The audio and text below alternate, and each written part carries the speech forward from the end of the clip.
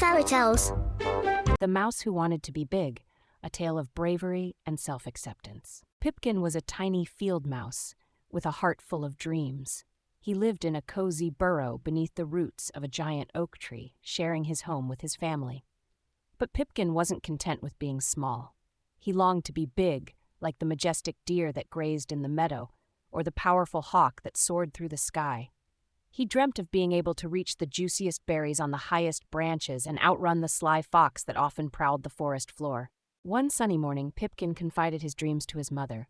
"Mother," he squeaked, "I wish I was big like the deer. I could run so fast and jump so high." His mother chuckled, her whiskers twitching. "Pipkin, my dear," she said, "being small has its own advantages. You can squeeze into places that big animals can't, and you can move quickly and quietly." Pipkin wasn't convinced.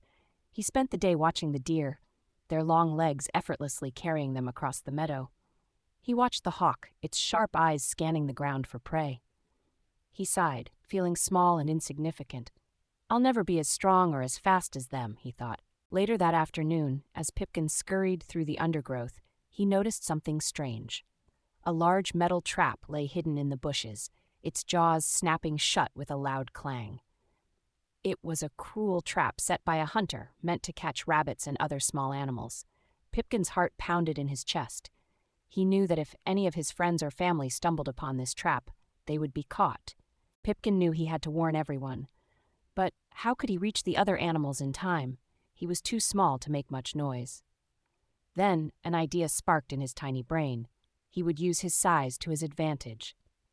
He scurried quickly through the undergrowth, his small body weaving through the branches and leaves, reaching places the bigger animals couldn't. He scurried to the deer, whispering urgently in their ears, "There's a trap! A hunter has set a trap in the bushes. Please, be careful." The deer, startled by the tiny mouse's warning, looked at each other, then nodded in agreement. They would be careful. Pipkin then rushed to the rabbits, warning them about the danger. The rabbits, who were always cautious, listened intently to the mouse's message. They thanked Pipkin for his bravery and promised to stay away from the bushes. Finally, Pipkin reached the hawk, perched high on a branch. He climbed up the tree trunk, using his small size to his advantage, and whispered his warning. The hawk, impressed by the little mouse's courage, swooped down to investigate. It saw the trap and realized the danger it posed.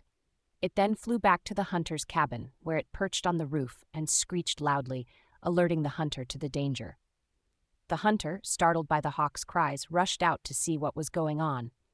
He saw the trap and realized he had forgotten to remove it. He quickly dismantled the trap, realizing the harm it could have caused. He thanked the hawk for its warning and promised to be more careful in the future. The hawk, satisfied with its work, flew back to the forest, where Pipkin was waiting for it. Pipkin, exhausted but proud, returned to his burrow. He had saved his friends and family from danger, using his size to his advantage. As he snuggled into his cozy nest, he realized that being small wasn't a disadvantage. It was a superpower, allowing him to move quickly and quietly, to see things that bigger animals couldn't, and to be brave in the face of danger. From that day on, Pipkin embraced his size. He was no longer envious of the deer or the hawk. He was Pipkin, the little mouse with a big heart and a big sense of adventure. He knew that being small had its own magic, and he was proud to be just who he was.